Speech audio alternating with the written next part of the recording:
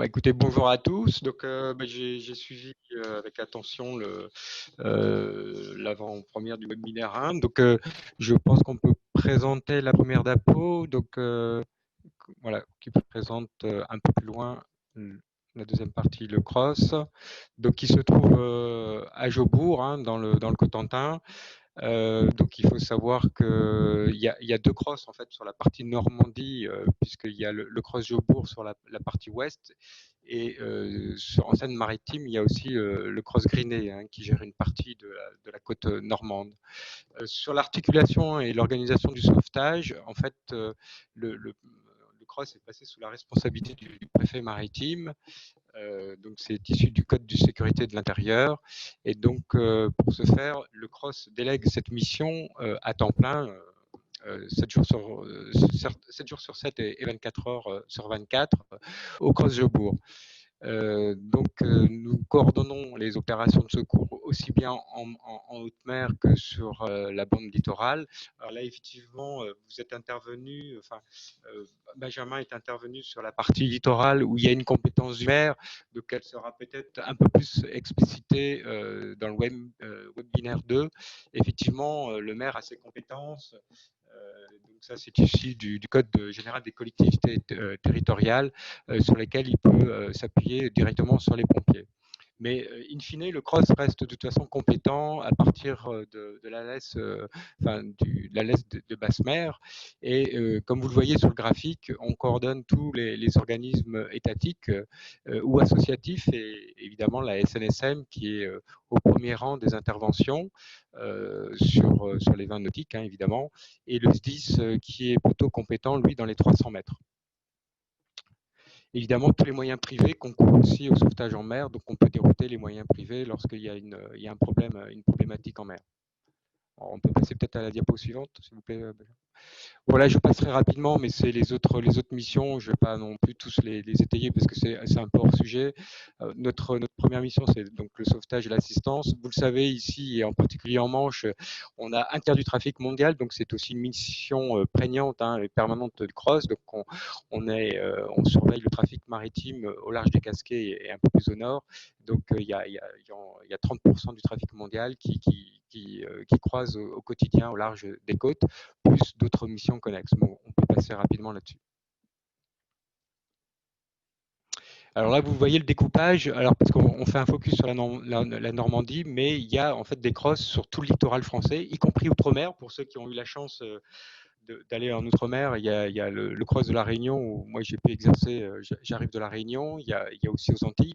Et en France, vous voyez, il y a le cross Etel qui gère toute la partie atlantique, le cross Corsen qui gère le nord-ouest, donc l'entrée de l'Atlantique et de la Manche, le cross Jaubourg qui s'imbrique donc entre le cross Corsen et le cross Grinet.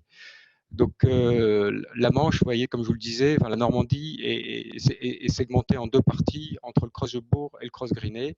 Bien entendu, donc en Méditerranée, c'est le Cross Med qui gère le littoral méditerranéen continental, et le Cross Corse qui gère les opérations en Corse. On peut passer. Donc en fait en Manche, sur la Normandie, on a 600, bon un peu plus, hein, je crois, d'après ce qui a été recensé, là, c'est 650 km de côte. Donc on est sur trois départements, donc on a largement évoqué les départements, donc Manche, Calvados et Seine-Maritime. Donc notre zone d'activité, nous, Creuse-Jaubourg, vous voyez, c'est du Mont-Saint-Michel au Cap Antifère. Sur la diapo suivante, là aussi très rapidement, donc sur les statistiques, bon, c'est en général 2000 opérations pour le cross Grinet et pour le cross Jaubourg.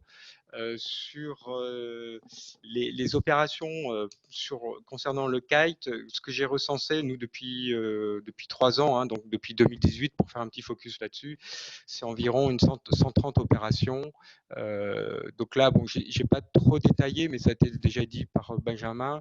Il y a effectivement eu malheureusement des victimes qui ont été recensées, dont 2 en 2018 dans le Calvados, et également dans le Calvados en 2019. Voilà, donc je pense qu'il faut aussi prendre ces chiffres avec beaucoup de pincettes parce que malheureusement, il y a aussi ce qu'on appelle, nous, des fausses opérations qui sont classées en fausse alerte, pardon, des opérations qui sont classées en fausse alerte et qui parfois sont le fait de témoignages, enfin j'y reviendrai, sur des témoignages qui ne sont pas toujours avérés et qui parfois entraînent pour nous quand même des recherches assez conséquentes et lourdes, par exemple sur des ailes de kite. Alors, je pense qu'on peut passer sur la… Voilà, donc là, bon, c'est une répartition que nous, des opérations qui ont été coordonnées en Normandie. Bon, elle n'est pas exhaustive, mais ça reprend les éléments qu'a dit Benjamin par ailleurs, donc je ne vais pas revenir là-dessus. Donc très rapidement, pour nous, les enjeux au niveau du cross, c'est ce que je vous le disais, voilà, sur les 130 opérations que nous avons recensées, c'est les pertes de contrôle. Alors comme on l'a dit, il y a un petit peu l'effet fulgurant hein, des accidents, soit sur la bande côtière, voire au large, je crois, mais ça on pourra peut-être revenir un peu plus techniquement sur les accidents qui sont arrivés un peu au large et on peut parler des kites à la dérive ou des kiteurs qui ont été pris dans les lignes et c'est des opérations relativement complexes à gérer et à coordonner. Un grand nombre d'opérations aussi pour nous qui impliquent des pertes de matériel, des ailes ou des planches et qui pour nous entraînent donc parfois des opérations lourdes de recherche en mer parce que les propriétaires de kites ne nous ont pas prévenus et du coup entraînent pour nous, si vous voulez, des recherches pour identifier le propriétaire de l'aile. Donc souvent c'est une enquête à la fois terrestre et en mer puisqu'on va déclencher des moyens de sauvetage, par exemple la SNSM qui va chercher au large ou des hélicoptères très régulièrement et effectivement ça a un coût tout ça. Donc on reviendra peut-être sur la partie webinaire de le marquage obligatoire depuis l'année dernière hein, du matériel qui est importante. Les moyens aussi individuels de repérage qui peuvent être déterminants pour repérer un kite à la dérive au large, ce qui arrive enfin, rarement, mais qui peut arriver quand même et qui peut être fondamental pour retrouver là où les personnes qui sont en dérive au large. Voilà. Oui, je pense qu'on a fait le tour. Donc, moi, j'ai présenté un peu rapidement les missions du CROSS et puis un petit focus sur le kite. Évidemment, on reviendra plus en détail sur la partie 2 du webinaire pour tous ces éléments de rétex et puis un petit peu nous tirer de 3 rétex sur des opérations significatives qu'on a pu gérer cet été ou l'été dernier. Merci.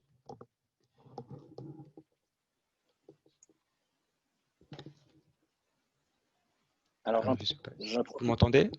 Ouais, je profite peut-être de reprendre la parole pour repréciser quelque chose. Donc, on l'a évoqué à plusieurs reprises, mais récemment, il y a eu un changement de réglementation maritime, la fameuse division 240, où suite au constat des nombreuses opérations déclenchées par le CROSS, suite à des fausses alertes sur du matériel qui était signalé, parce que un kite, ça se voit de loin. Et donc, il y a une obligation maintenant d'identification du matériel. Donc depuis un certain moment. Et donc, on en a parlé. Alors, il y a des initiatives qui ont été faites par certaines fédérations. Nous, on en a fait. Donc, on a fait faire 1500 autocollants comme ça où il faut écrire le nom, le prénom du propriétaire de l'aile ainsi que son numéro. Et ça permet, lorsqu'on retrouve du matériel en mer, à chercher à contacter la personne quand c'est une aile qui a été perdue la veille. Voilà, donc c'est un des éléments qui a été fait. Donc, on a distribué à peu près la moitié des autocollants. Il en reste. Donc, je m'adresse aussi aux structures nautiques qui peuvent en réclamer. L'idée, c'est d'en donner aux pratiquants pour aussi faire connaître cette réglementation, sachant que ça a également un intérêt pour les pratiquants libres, puisque s'ils perdent leur matériel, potentiellement, ils peuvent plus facilement le retrouver.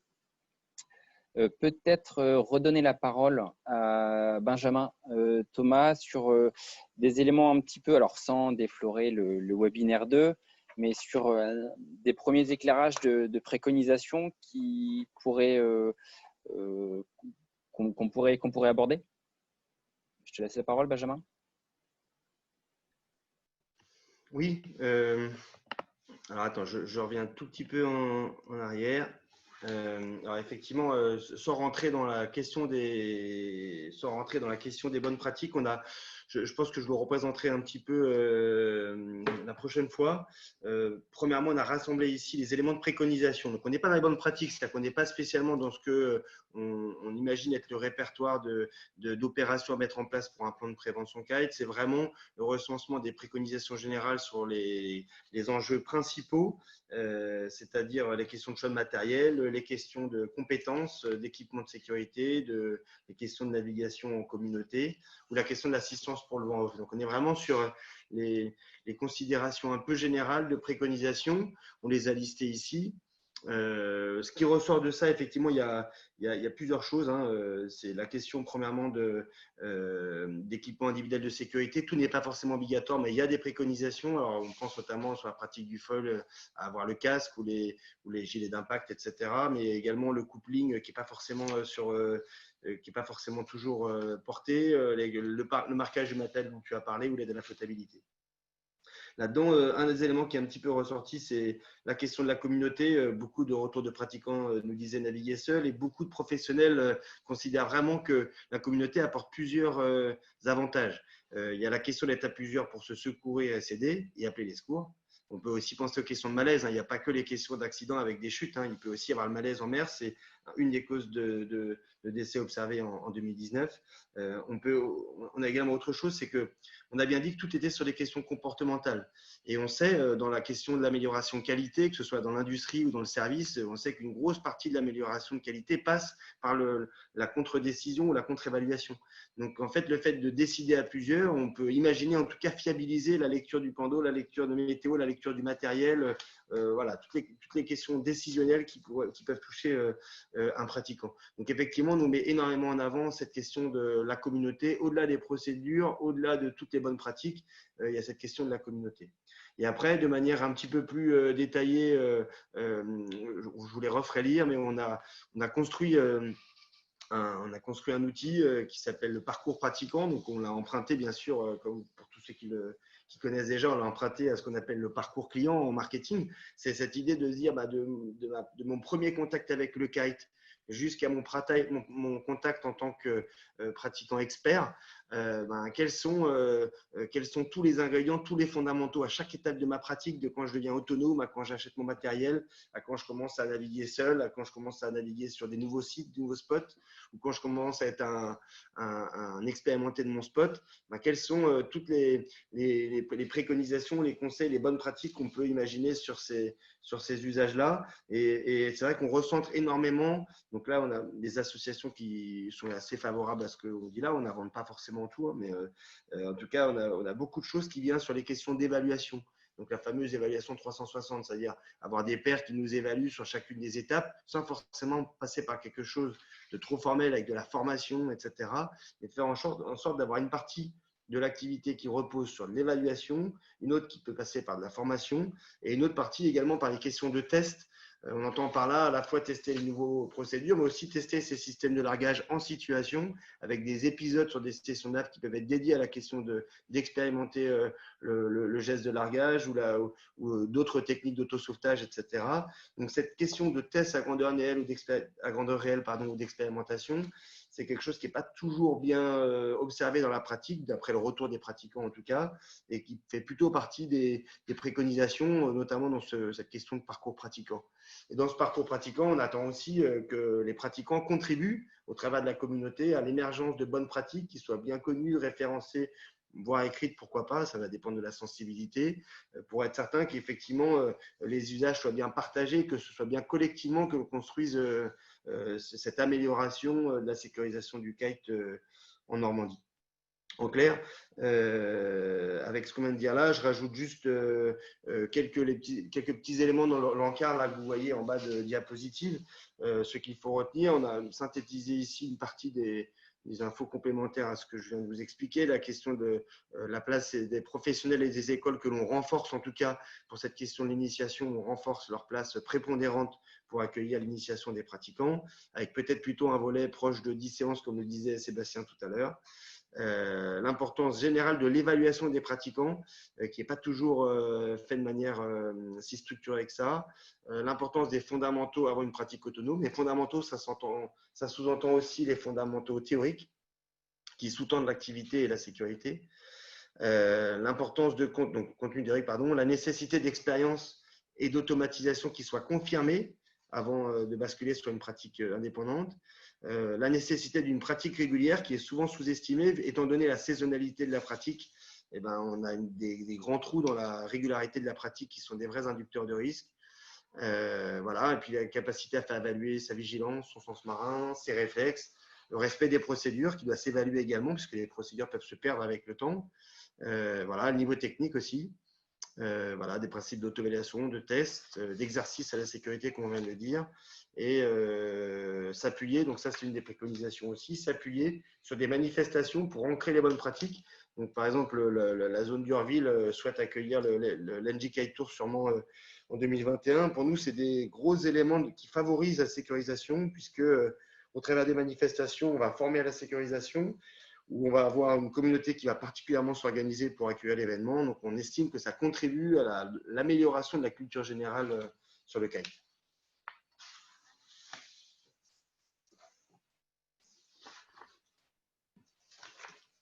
Je ne sais pas si j'ai fait le tour, Benjamin. Les timings, hein. Ouais, je propose de repasser la parole à Emmanuel, pour le coup, parce que je n'ai pas d'autres questions pour le moment. Merci beaucoup, Benjamin, pour cette restitution d'enquête. C'est un travail de synthèse qui relève un peu du tour de force, parce qu'on sait très bien que ça ne donne qu'un aperçu de la richesse de l'étude complète, à laquelle, évidemment, je précise qu'on vous renverra. Les participants ont accès à l'ensemble des documents. Et puis à cette vidéo, puisque les deux parties du webinaire sont enregistrées, donc il y aura la possibilité de revisionner tous ces éléments. Je voulais rajouter qu'effectivement le travail d'objectivation, c'est pas une tâche aisée, et je pense que là on a tout de même un bon aperçu de la problématique. Donc on retient que le problème est multifactoriel, qu'il y a des spécificités liées au territoire, mais que c'est moins une question finalement de dangerosité des spots qu'une question de vigilance, vigilance de tous lors de la pratique. Donc les conditions liées à la météo, à l'expérience, on l'a vu. L'importance aussi de l'assistance, de la réactivité, de l'anticipation des interventions notamment. Donc il importe de bien percevoir les risques pour mieux les gérer. Et donc, tous ces aspects-là ne confèrent pas à une conclusion, mais plus à une invitation, à vous convier pour la partie 2 du webinaire qui aura lieu le 2 novembre, et ça va s'afficher normalement. Voilà, merci. Donc, avec un pré-programme que vous pouvez d'ores et déjà là, consulter. Effectivement, un focus sera donné sur les préconisations et puis les solutions qu'ensemble nous pourrons trouver, mettre en œuvre pour une meilleure pratique, une meilleure sécurisation de la pratique. Voilà. Merci à tous les acteurs, tous les participants d'abord, et puis évidemment tous les intervenants. Merci au CROSS pour son intervention. Merci également à nos amis techniciens du CREPS, et je vous invite donc à nous retrouver le 2 novembre. Merci, à très bientôt.